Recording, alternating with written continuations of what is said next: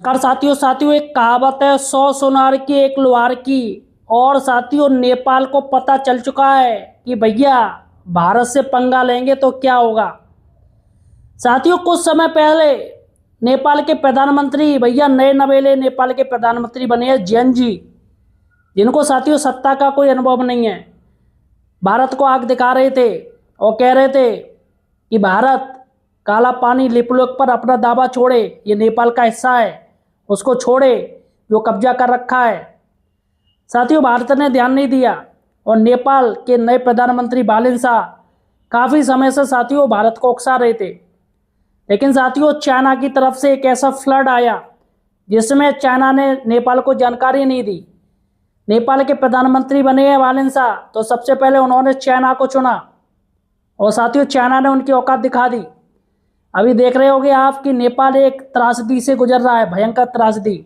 नेपाल के इतिहास की ऐसी पहली त्रासदी है जो कि चाइना से आई है, तिब्बत से आई है। और ग्लेशियर फटा 40 मिनट पहले, लेकिन नेपाल की तरफ साथियों नेपाल को पता ही नहीं। सबसे बड़ी बात है कि चाइना अगर चाहता तो नेपाल के लोगों को, नेपाल की सरकार को बता सकता था फ़ोन पे कि भाई साहब यहाँ पर एक बादल फट गया है, पूरे इसने तिब्बत में तबाही मचा के अब आपकी तरफ आ रहा है। लेकिन साथियों कोई फ़ोन कॉल नहीं, साइलेंट मौत छोड़ दी चाइना ने। अब साथियों नेपाल में हजारों लोगों की मौत हो चुकी है। लेकिन सबसे बड़ी बात है कि ये जो नेपाल के प्रधानमंत्री बालन शाह चाइना की गोद में जाके बैठ रहे थे, चाइना की तरफ से एक स्टेटमेंट तक नहीं आया, एक बयान तक नहीं उन्होंने दिया।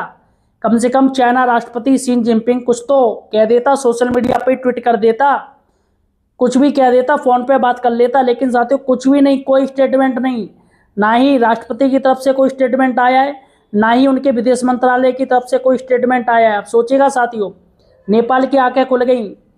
साथियों जैसे ही ये जो भयंकर त्रासदी आई है, फ्लड आया है, बाढ़ आई है, सबसे पहले प्रधानमंत्री मोदी जी ने नेपाल के प्रधानमंत्री को कॉल की, बालिन शाह को, और कहा कि भारत मजबूती से आपके साथ खड़ा है, आप लोग बिल्कुल परेशान ना हो, आप हमारे छोटे भाई हैं, भारत पूरी मदद करेगा। और साथियों फ़ौरन 1 घंटे के अंदर ही लगभग 10 टन राहत सामग्री फ़ौरन नेपाल के काठमांडू एयरपोर्ट में भेज दी। जी हाँ साथियों, एयरक्राफ्ट भेज दिया भाई साहब, मालवाहक जहाज भेज दिया नेपाल के पास साथियों। अब फिर से साथियों और मालवाहक सामग्री भेजी जा रही है और सामग्री दी जा रही है नेपाल को। अब साथियों नेपाल को पता चल चुका है कि भैया असली दोस्त उनका कौन है। दोस्त वो होता है जो मुसीबत में काम आए।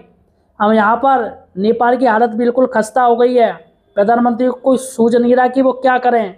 यहाँ साथियों अब वो खुद प्रधानमंत्री मोदी जी को फ़ोन कर करके पूछ रहे हैं कि सर क्या किया जाए, क्या किया जाए। देखिएगा मैं आपको बता दूं, अभी चाइना ने जब देखा कि भैया अब इंटरफेयर कर रहा है इंडिया, और खुद नेपाल के प्रधानमंत्री मोदी जी से पूछ रहे हैं हमें क्या करना चाहिए, किस तरीके से, क्योंकि मोदी ने एनडीआरएफ एसडीआरएफ की टीम भेज दी है नेपाल में, वही बचाव कार्य कर रही है। और जब देखा कि नेपाल का जो ध्यान है वो भारत की तरफ जा रहा है, तो चाइना के राजदूत साथियों, राजदूत की तरफ से एक बयान आया है। जी हाँ साथियों, चाइना के राजदूत है झांग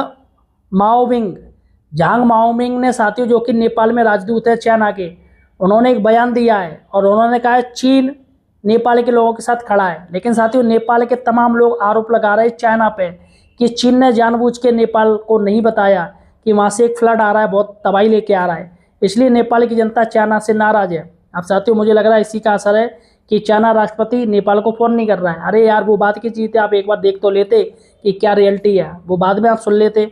अब ऐसे तो नहीं कि नेपाल के पीएम आपको गाली देने के हैं, चल बे फ़ोन रख, तूने तेरे यहाँ से तबाही आई है, ऐसा तो कुछ बोलेंगे नहीं। तो साथियों सबसे बड़ी बात है, अभी तक 370 लोगों की मौत हो चुकी है और इसमें भारतीय भी ज़्यादा हैं। 120 भारतीयों की मौत हो चुकी है और लापता भी हैं। लगभग साथियों 810 विदेशी लापता हैं। जी हाँ साथियों, अमेरिका के करीब 40, जर्मनी के भी 10-15 हैं, ब्रिटेन के भी 25-30 हैं, इटली के भी 30-35 हैं। लगभग 810 विदेशी लापता हैं। जी हाँ साथियों, और सबसे बड़ी बात है कि नेपाल के ही लोग, जिनकी संख्या करीब 2500 हैं, 2500 लोग लापता हैं। और इतनी तरीके से फ्लड साथियों इतना भयंकर है कि सब जगह पूरा शहर कीचड़ में दब गया है। आप सोचिएगा, लाशें कीचड़ से निकल रही हैं, अंदर से लोगों की कीचड़ में साथियों मौत हो गई है।